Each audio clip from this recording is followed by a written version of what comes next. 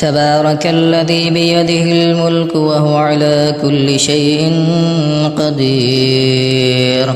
الذي خلق الموت والحياة ليبلوكم أيكم أحسن عملا وهو العزيز الغفور.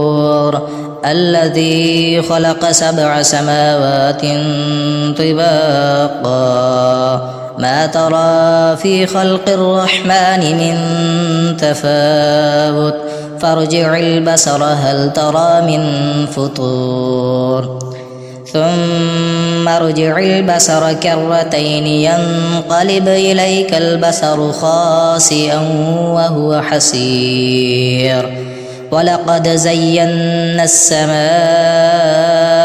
الدنيا بمصابيح وجعلناها رجوما للشياطين وأعتدنا لهم عذاب السعير.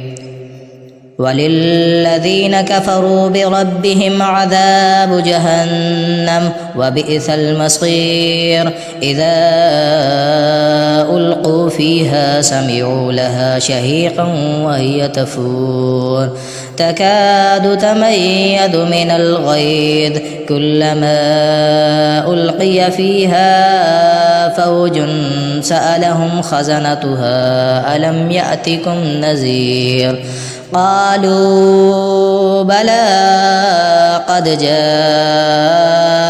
نذير فكذبنا وقلنا ما نزل الله من شيء إن أنتم إلا في ضلال كبير.